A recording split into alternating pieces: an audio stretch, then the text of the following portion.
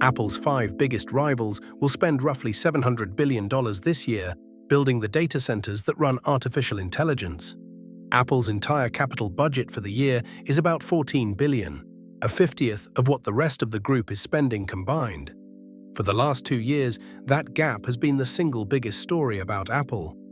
No answer to ChatGPT, a rebuilt Siri that missed its own ship date, headlines calling it the group's AI laggard. And yet, through the middle of 2026, Apple has been the best-performing stock among the so-called Magnificent Seven, sitting near an all-time high, while some AI true believers sat on steeper losses. That is not a contradiction to wave away. It's a different theory of how you win this decade, and today we take apart the machine that makes it possible.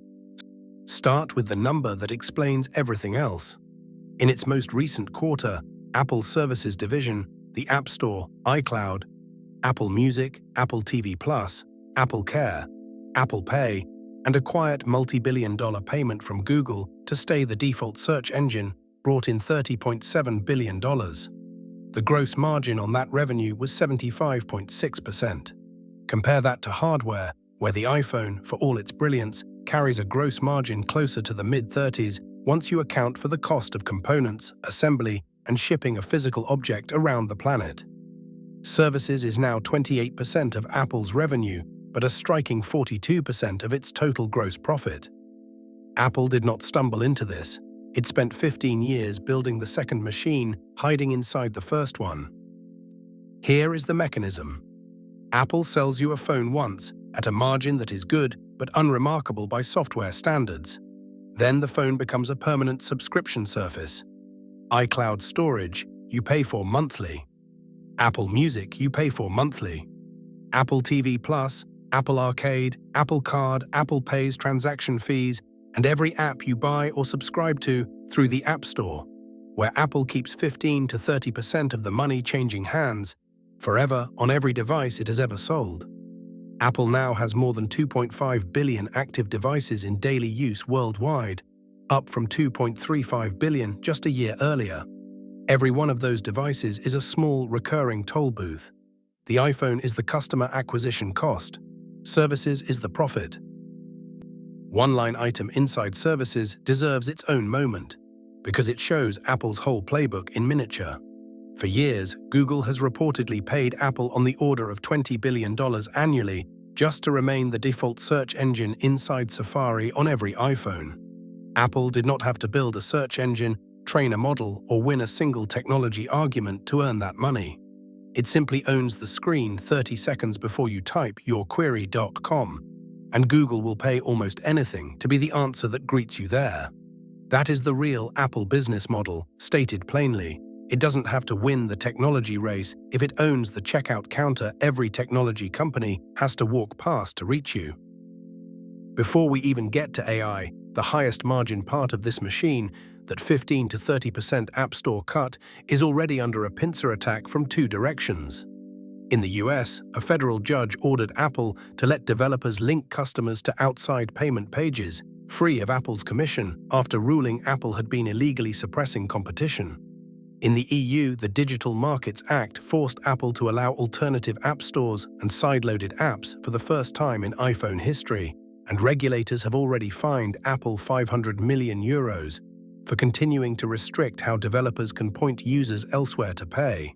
Neither ruling deletes the App Store overnight, but both chip at the exact assumption the 75.6% services margin depends on that if you want an app on an iPhone, you pay Apple's toll on Apple's terms with no other route in. Now the part where the playbook actually strained.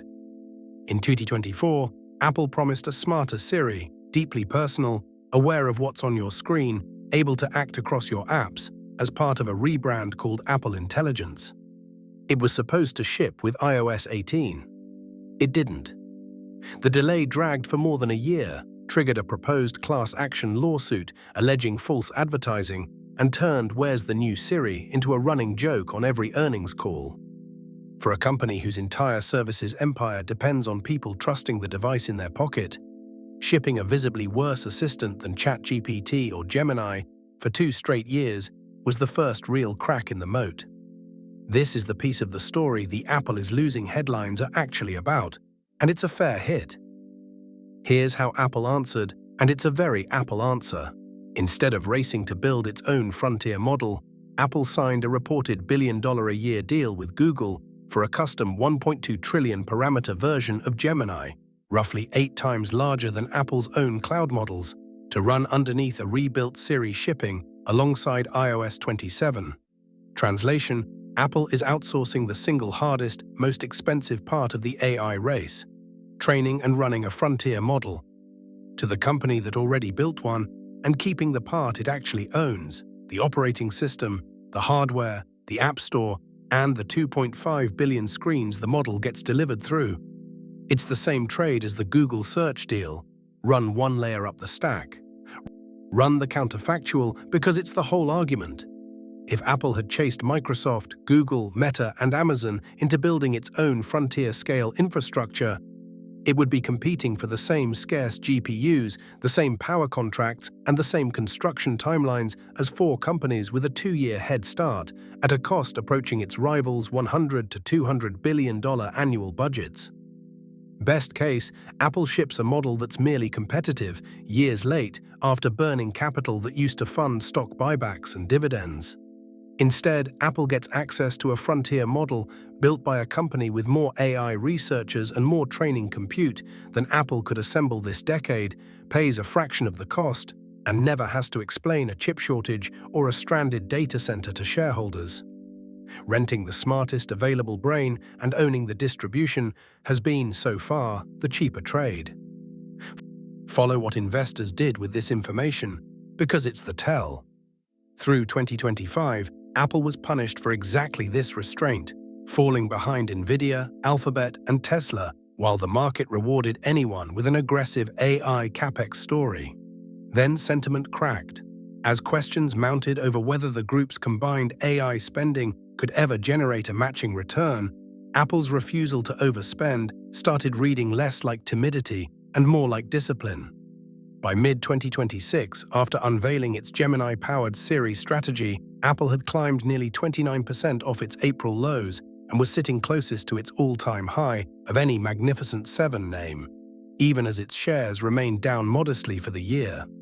The market isn't calling Apple the AI winner, it's starting to reward the company that didn't bet the balance sheet to find out. None of this makes Apple's bet riskless, so be precise about the risk that's left. Owning distribution only pays if what you're distributing is good enough that people keep choosing your box over a competitor's.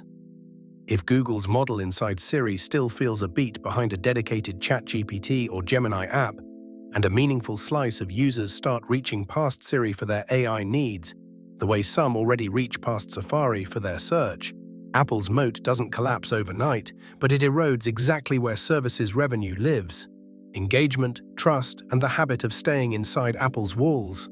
Renting the engine is a fine strategy, right up until the rented engine is the reason people start looking elsewhere for the whole car. So how does Apple make money while, by most measures, losing the AI race? It never tried to win the race everyone was watching.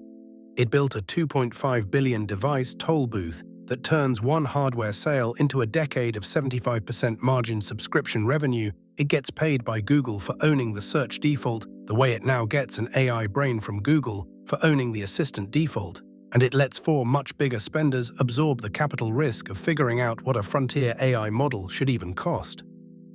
Whether that restraint ages into genius or into the reason Apple's ecosystem quietly loses its grip on the smartest assistants, current numbers say the market is betting on genius. To be clear, this is education, not financial advice, so weigh the risks yourself and talk to a licensed professional about your own situation. Next up on the calendar, the current returns with this week's Real Money in Motion story. Subscribe so you don't miss it.